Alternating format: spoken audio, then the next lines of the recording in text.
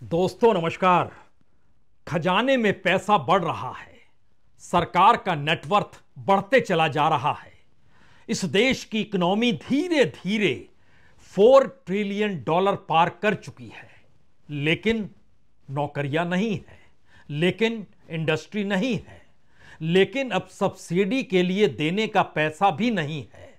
लेकिन इस देश के भीतर में जो भी लकीरें हर राज्य ने विकास के लिए खींची और यह कहकर खींची कि यह कल्याणकारी योजना है, उसके लिए पैसा नहीं है।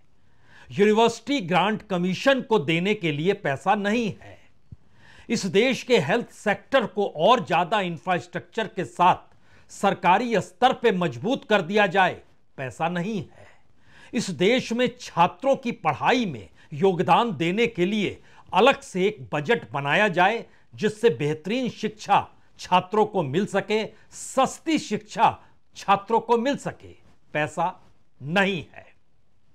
पैसा है कहां पर? और इस देश की अर्थव्यवस्था क्या वाकई दुनिया के 7 बड़े आश्चर्यों को भी मात दे सकती है? अक्सर यह कहा जाता है सरकार कुछ बताती नहीं है।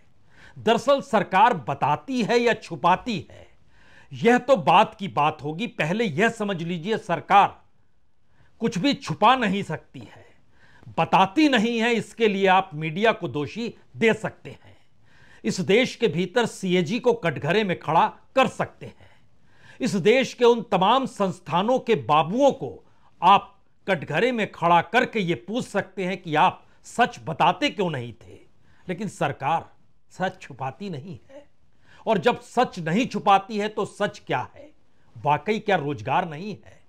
वाकई स्थिति नाजुक है, सब कुछ कर्ज पे चल रहा है, जितनी भी लाभार्थी योजना थी सब डूबने के कगार पे है। या इस देश को सब्सिडी और लाभार्थी के आश्रय जो चलाने का ढोंग पीटा जा रहा है, वो सबके सिवाय प्रोपेगेंडा के कुछ भी नहीं है। क्यों नहीं आज इस पूरी फाइल को खोला जाए? यह फाइल इसलिए भी खुलनी चाहिए क्योंकि बाकायदा सरकार का एक मंत्रालय है, स्टैटिस्टिक्स मिनिस्ट्री, हिंदी में कहते हैं सांख्यिकी मंत्रालय। इसने एक डाटा दिया और बताया कि दरअसल इस देश के भीतर में जो भी एम्प्लॉयमेंट या एम्प्लॉयमेंट से जुड़े हुए कामकाज इस देश में हो रहे हैं, वो पुरुषों के लेवल पे 20% से कम 19.9% है। यानी लगभग 80% लोग इस देश में रोजगार से जुड़े हुए नहीं हैं, जो पुरुष हैं। जो महिलाएं हैं वह रोजगार और रोजगार से संबंधित व्यवसायों से जो जुड़ी है, उनकी संख्या सिर्फ 4.9% है। यानी 95% महिलाएं भी सीधे रोजगार से नहीं जुड़ी है, जो सरकार का काम होना चाहिए। क्योंकि इकोनॉमी बढ़ रही है, पैसा बढ़ रहा है, सरकार अब कहने से चूक नहीं रही। सोना भी बढ़ गया, डॉलर भी बढ़ गया। देखिए खजाना लबालब है और हमारी इकोनॉमी आसमान को छू रही है। लेकिन उसी मंत्रालय की जानकारी यह भी आती है कि जो ग्रामीण क्षेत्र है, इस देश के ग्रामीण क्षेत्र में तकरीबन 88% लोग एम्प्लॉयमेंट या उससे जुड़े कामकाज से बिल्कुल जुड़े हुए नहीं हैं। यानी रोजगार से वो जुड़े हुए नहीं हैं, जो कि सरकार के कामकाज के जरिए रोजगार पैदा होते हैं। 88% लोग ग्रामीण भारत में नहीं जुड़े हैं। अब आप सोच रहे होंगे शहरों की स्थिति अच्छी होगी। शहरों में जुड़ने वालों की तादाद सिर्फ 13.8 है। यानी तकरीबन 86% लोग जो हैं शहरी इलाकों में भी, वह भी रोजगार से नहीं जुड़े हुए हैं। तो आपका अगला सवाल होगा, कौन सा बड़ा काम है जो सब करते हैं? सबसे बड़ा काम इस देश में सेल्फ केयर और सोना है, यानी निद्रा में चले जाना है। क्योंकि इस देश के भीतर महिला हो या पुरुष हो, 50% लोग सिर्फ अपने काम को इस रूप में देखते हैं कि उनकी रोजी रोटी कैसे चले या ना चले, या दूसरे पे निर्भर हो जाएं और वो आराम से नींद में सो जाएं। 50% लोग, 49.3% पुरुष, 49% महिलाएं। अगला सवाल है कि इस देश में जो काम हो और पैसा ही नहीं मिले, यह स्थिति इस देश में महिलाओं की सबसे बदतर है, जो तकरीबन 20% है। काम के लिए गए और पैसा नहीं मिला। पुरुषों में यह स्थिति तकरीबन 2.5 से 3% है। अब जब इन आंकड़ों को हम आपको रख रहे हैं, जो कि कई हिस्सों में और भी रखा जाएगा आपके सामने, उसके बाद एक सवाल आपके जहन में तुरंत अब आ जाना चाहिए। यह सवाल है, क्या वाकई सरकार की जो पूरी योजनाओं की फेहरिस्त है और सरकार जिस तर्ज पर बता रही है उसके लिए भी सरकार के पास पैसा है या नहीं है? सिर्फ योजनाओं का ऐलान पर है। इस दौर में सरकार के पास अपनी ही योजनाओं को देने के लिए पैसा नहीं है। जो राहत रियायत का ऐलान एक लंबी फहरिस्त के साथ सरकार करती चली जाती है, पैसा नहीं है। और पैसा नहीं होने का मतलब क्या होता है? पहले राउंड में आप कहेंगे सब्सिडी, तो सब्सिडी कहां मिलती है? मसलन प्रधानमंत्री किसान सम्मान निधि, जो लगातार हर बार प्रधानमंत्री बांटते जरूर हैं लेकिन किसी ने ध्यान दिया नहीं, उसमें 45% की कमी आ चुकी है। जो सरकार पैसा बांट रही है छोटे और सीमांत किसानों को लेकर। खेती के क्षेत्र में परंपरागत कृषि विकास योजना, पैसा नहीं है। प्रधानमंत्री कृषि संचय योजना, पैसा नहीं है। Market intervention scheme and price support scheme, इसके लिए भी एक बजट था, पैसा नहीं है। फर्टिलाइजर सब्सिडी दे पाने की स्थिति में नहीं थे तो पिछले हफ्ते पार्लियामेंट में बकायदा पैसा मांगा गया और पास कराया गया। अपनी ही सरकार, अपना ही बहुमत, पास कराने में कोई दिक्कत होगी नहीं। लेकिन यह सवाल गायब हो गया कि जब आपने बजट एलोकेशन किया था तो वो पैसा कहां गया? हमारी टीम ने कहा ज्यादा पैसा दरअसल प्रचार में चला ही जाता है। और इस दौर में खुद प्रधानमंत्री जिस तरीके से राज्य दर राज्य घूमते हैं और योजनाओं का ऐलान करते हैं, सब कुछ फ्री में नहीं होता। उदाहरण में अगर बिहार को ही ले लीजिए तो बिहार वो जितनी बार जाते हैं, जिन योजनाओं का ऐलान करते हैं, वो फ्री ऑफ कॉस्ट नहीं होता, उस पर भी खर्च होता है। तो वो खर्च कहां से आता है? तो उस राज्य से जुड़ी हुई जो कृषि की योजनाएं हैं उसका पैसा ट्रांसफर हो जाता है वहां पर कि आपके राज्य का ऐलान किया गया, पैसा वहां भी से सूख जाता है। प्रधानमंत्री आवास योजना आज की तारीख में वहां भी पैसे की क्राइसिस है। और क्रेडिट लिंक सब्सिडी स्कीम जो हाउसिंग सेक्टर से ही जोड़ी गई, वहां भी पैसा नहीं है। एजुकेशन के क्षेत्र में जो central sector interest subsidy scheme है और प्रधानमंत्री विद्या लक्ष्मी स्कीम जो है, वहां भी पैसा नहीं है। तो बजट तो था, योजना का ऐलान भी हुआ था, फिर पैसा कहां गायब हो गया और कितना गायब हो गया? हर योजना के साथ अगर जोड़ते चले जाइएगा तो उससे पहले योजनाओं का हिस्सा हम आपको सिर्फ बता रहे हैं कि पैसा कहां नहीं है। सोशल सिक्योरिटी को लेकर प्रधानमंत्री जीवन ज्योति बीमा योजना, पैसा लगभग शुरुआती दौर में 10% घटा, फिर 20% घटा, फिर 38% घटा, फिर 46% घटा और पैसा अब नहीं है। प्रधानमंत्री सुरक्षा बीमा योजना, बीमा कंपनियों को पैसा जा रहा है, बीमा कंपनी पैसा दे पाने की स्थिति में, और जो ज्योति बीमा है वहां भी जो बीमा कंपनी थी उनके पैसे देने की रफ्तार घटते घटते सिर्फ 16 से 18% के बीच रेंगने लगी है। बाकी पैसा बीमा कंपनी दे पाने की स्थिति में नहीं, या फिर कुछ टेक्निकलिटीज वो बतला देती है कि देखिए पैसा नहीं दे पाएंगे तो पैसा नहीं मिलता है। बीमा कंपनियों को सरकार के माध्यम से पैसा जरूर मिल जाता है। अटल पेंशन योजना, मुश्किल सवाल है, कितना बड़ा था और किस रूप में सोचा गया था, सब कुछ गायब कैसे हो गया? और गायब होते होते 72% हिस्सा गायब हो गया। नेशनल सोशल असिस्टेंस प्रोग्राम, नाम है, कागज है, लिख सकते हैं लेकिन आप चला नहीं सकते हैं। चलाएंगे कैसे? उसके लिए तो कुछ चाहिए, कोई बजट तो चाहिए, मुश्किल है। बाबूगिरी में काम चल जाएगा और बाबूगिरी के आसले चल जाएगा। इन सब के बीच बार बार एमएसएमई का जिक्र होता है और यह कहते हुए होता है कि एमएसएमई ही इस देश में रोजगार दे पाएगा। और एमएसएमई के लिए कम से कम आधी दर्जन योजनाओं का ऐलान सरकार ने किया, लेकिन पैसा गायब हो गया। आप कहेंगे कितना पैसा गायब हो गया? हम उसे बताएंगे, लेकिन उससे पहले ध्यान दीजिए कहां से पैसा गायब हो गया। Credit link capital subsidy scheme, दूसरी योजना।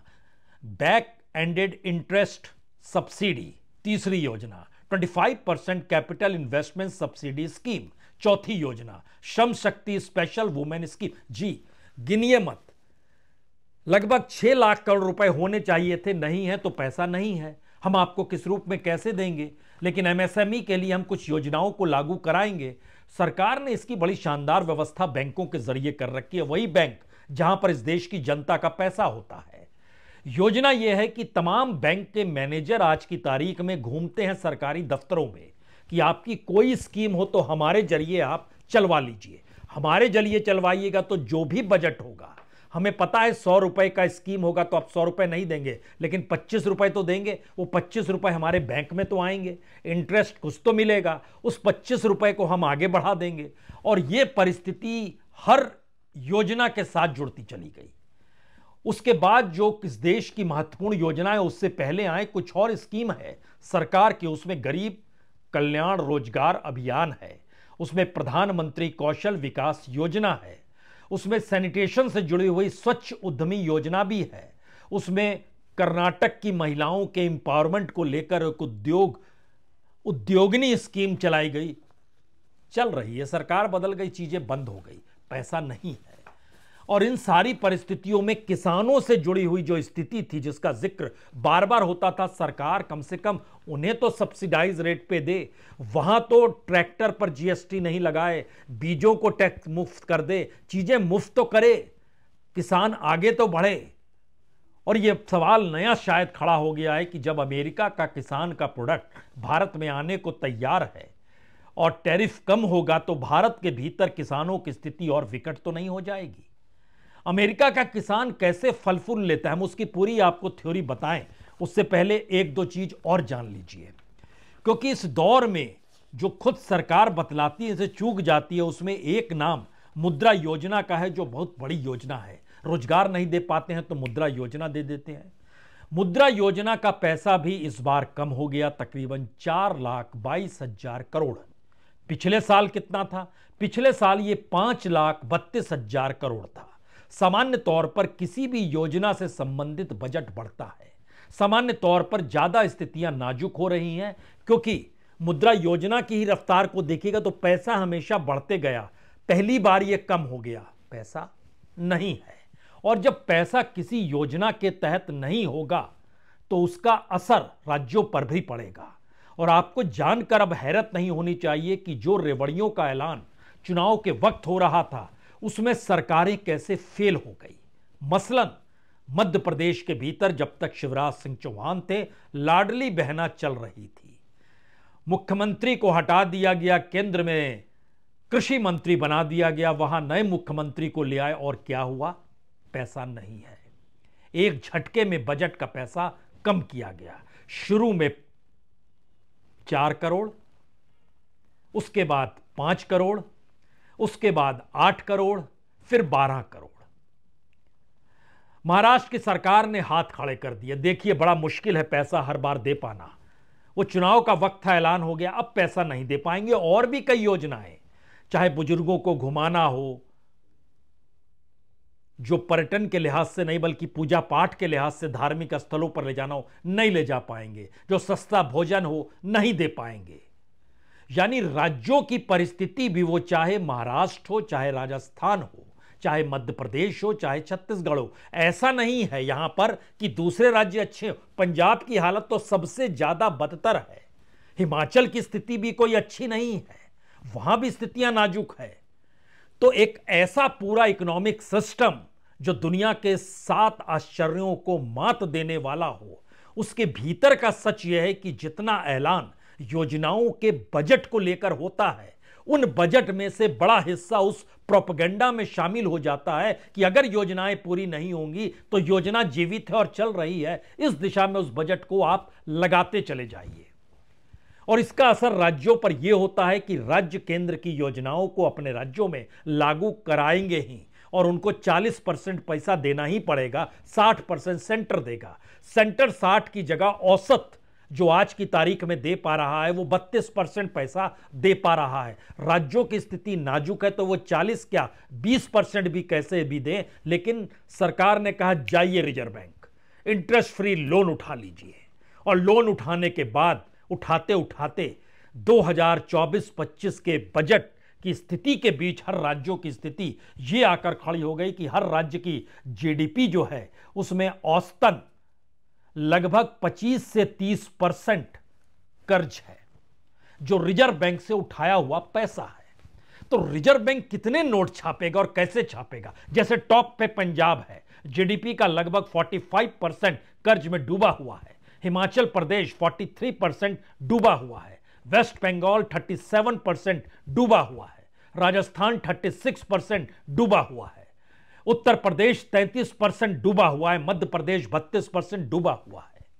महाराष्ट्र की स्थिति कॉम्पैरेटिवली बेटर है, लेकिन उसकी अपनी इकोनॉमी का खांचा इतना बिखरा और स्थिति इतनी नाजुक हो गई कि देवेंद्र फडणवीस भी समझ गए, वो जो इकोनॉमिक्स को समझते हैं, कि अगर केंद्र की योजनाओं को राज्य में लागू कराना है और केंद्र और राज्य को इससे सफलता मिलती है, और दूसरी तरफ चुनाव के वक्त जो ऐलान होता है उसको अगर पूरा करते हैं, तो इन दोनों के बीच तय कर लीजिए कि किस रास्ते चलना है। तो समझ में आया कि केंद्र की योजना और राज्य वाला, बाकी भूल जाइए, इलेक्शन प्रोसेस में आप क्या ऐलान करते चले गए थे, अब इसको भूलना होगा।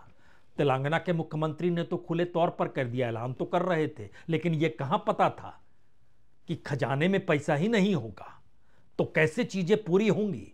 यानी सिलसिलेवार तरीके से इस देश के भीतर में तमाम राज्य और केंद्र की जो सब्सिडाइज रेट पर जो वेलफेयर योजना है, और उससे हटकर जो अलग से डायरेक्ट टू ट्रांसफर जो बैंक में पैसा जाता है, उसके मातहत इस देश को एक झटके में कम से कम 50 लाख करोड़ रुपए चाहिए, तब स्थिति पहली बार पटरी पर आएगी।